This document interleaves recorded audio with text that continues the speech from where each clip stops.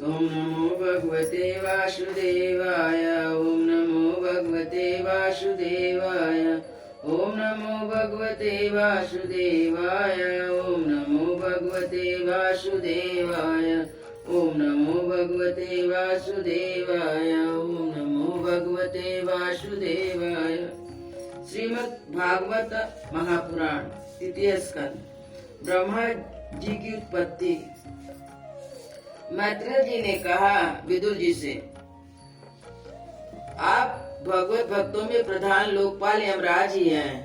आपके पूर्व वंश में जन्म लेने के कारण वह वंश साधु पुरुष के लिए सासेव्य हो गया है। धन्य है, आप निरंतर पद पद पर श्री हरि की कीर्तिमयी माला को नित्य नूतन बना रहे हैं। अब मैं क्षुद्र विषय सुख की कामना से महान दुख को मोल लेने वाले पुरुषों की दुख निवृत्ति के लिए श्रीमद् भागवत पुराण प्रारंभ करता हूँ, जिसे स्वयं संकर्षण भगवान ने शनकादि ऋषियों को सुनाया था। अखंड ज्ञान संपन्न आदि देव भगवान संकर्षण पाताल लोक में विराजमान थे। सनत कुमार आदि ऋषियों ने परम पुरुषोत्तम ब्रह्म का तत्व जानने के लिए उनसे प्रश्न किया। उस समय शेष जी अपने आश्रय स्वरूप उन परमात्मा की मानसिक पूजा कर रहे थे, जिनका वेद वासुदेव के नाम से निरूपण करते हैं। उनके कमल को सरीखे नेत्र बंद थे। प्रश्न करने पर सनत कुमार आदि ज्ञानी जनों के आनंद के लिए उन्होंने अधकुले नेत्रों से देखा। सनत कुमार आदि ऋषियों ने मंदाकिनी के जल से भीगी अपनी जटा समूह के उनके चरणों की चौकी के रूप में स्थित कमल का स्पर्श किया, जिनकी नागराज कुमारी अभिलाषित वर की प्राप्ति के लिए प्रेम पूर्वक अनेक उपहार सामग्रियों से पूजा करती है। सनत कुमार आदि उनकी लीला के मर्मज्ञ हैं। उन्होंने बार बार प्रेम गदगद वाणी से उनकी लीलाओं का गान किया। इस प्रकार शेष भगवान के उठे हुए सहस्त्र किरीटों की सहस्र श्रेष्ठ मणियों की चिटकती हुई रश्मियों से जगमगा रहे थे। भगवान संकर्षण ने निवृत्त प्राण सनत कुमार को यह भागवत सुनाया था, ऐसा प्रसिद्ध है। सनत कुमार जी ने फिर से परम भक्तशील संख्यायन मुनियों को उनके प्रश्न करने पर सुनाया। परमहंसों में प्रधान श्री सांख्यायन जी को जब भगवान की विभूति का वर्णन करने की इच्छा हुई, तब उन्होंने इसे अपने अनुगत से हमारे गुरु श्री पराशर जी को और बृहस्पति जी को सुनाया। इसके पश्चात परम दयालु पराशर ने पुलस मुनि के कहने से आदि पुराण मुझसे कहा। वह श्रद्धालु और सदा अनुगत देखकर अब वही पुराण मैं तुम्हें सुनाता हूँ।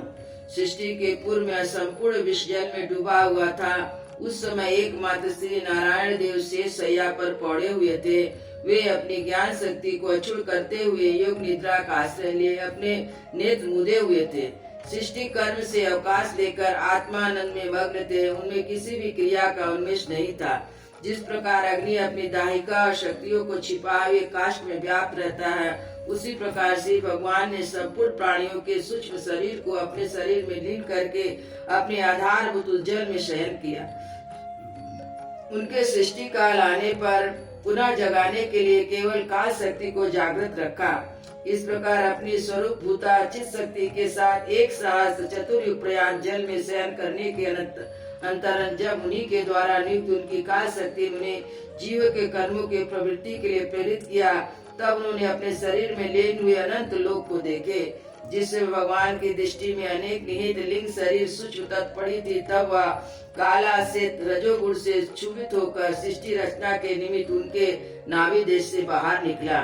कर्म शक्ति को जागृत करने वाले काल के द्वारा विष्णु भगवान की नाभि से प्रकट हुआ वह सूक्ष्म तत्व कमल कोश के ऊपर में सहसा ऊपर उठा।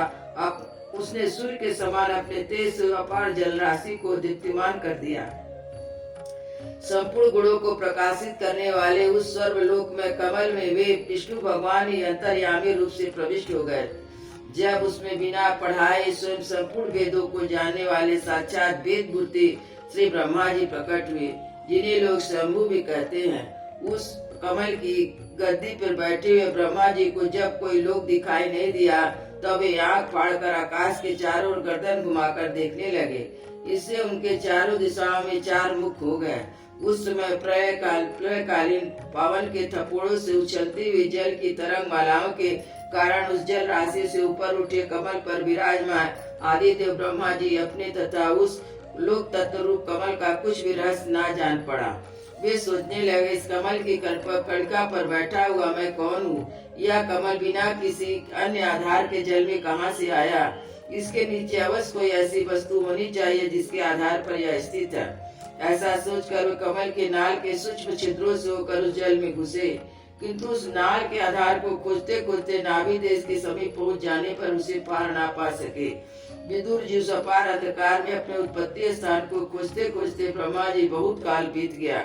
यह काल ही भगवान का चक्र है जो प्राणियों को भयभीत करता रहता है। अंत में विफल मनोरथ को वे वापस लौट आए और पुनः अपने आधारभूत कमल पर बैठकर धीरे धीरे प्राणवायु को जीत कर चित्त को संकल्प किया और समाधिस्थ हो गए। इस प्रकार पुरुष की पूर्ण आयु के बराबर काल तक दिव्य 100 वर्ष तक अच्छी तरह योगाभ्यास करने पर ब्रह्मा जी को ज्ञान प्राप्त हुआ। तब उन्होंने अपने उस अधिष्ठान को जिसे वे पहले खोजने पर भी नहीं देख पाए थे अपने ही अंतःकरण में प्रकाशित होते देखा। उन्होंने देखा कि उस प्रलयकालीन जल में शेष जी की कमलनाल सदृश गौर और विशाल विग्रह के सैया पर पुरुषोत्तम भगवान अकेले ही लेटे हुए हैं। शेष जी के 10,000 फण सहस्त्र के समान फैले हुए हैं। उनके मस्तक पर किरीट शोभायमान है, उसमें मणियां जड़ी, उनकी कांति से चारों ओर अंधकार दूर हो रहा है। वे अपने श्याम शरीर की आभा से मरकत मणि के पर्वत की शोभा को लज्जित कर रहे हैं। उनकी कमर का पीठ पट पर्वत के प्रांत देश में छाए हुए हैं। सायंकाल के पीले पीले चमकीले मेघों की आभा को मलिन कर रहा।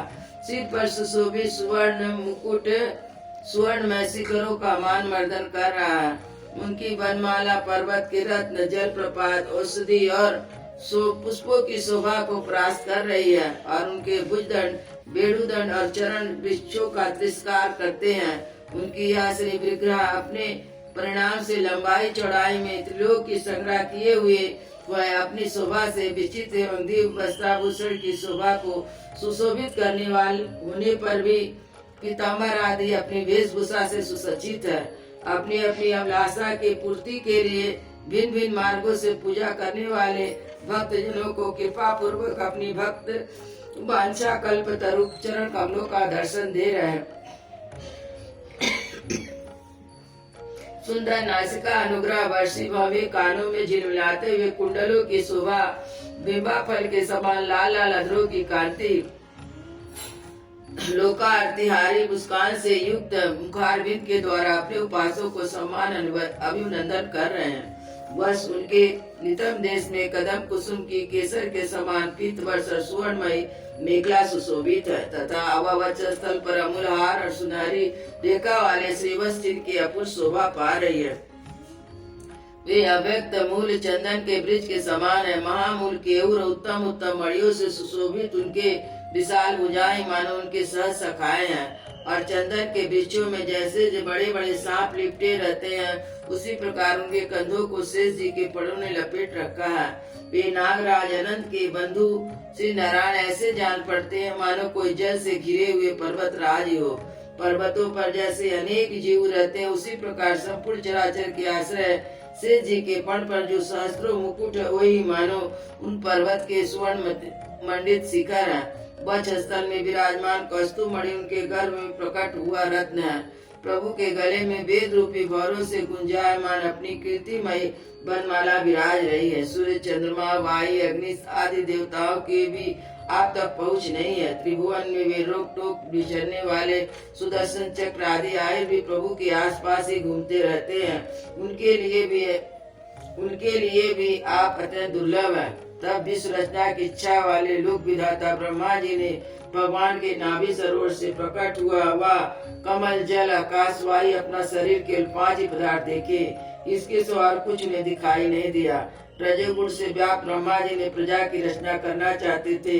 जब उन्होंने सृष्टि के कारण रूप में केवल 5 ही पदार्थ देखे तब लोक रचना के लिए सुख होने के कारण वे अनचित गति से श्री हरि में चित्त लगाकर परम पूजनीय प्रभु की स्तुति करने लगे। वृंदावन बिहारी लाल की जय। श्री राम लला की जय। गुरु महाराज की जय।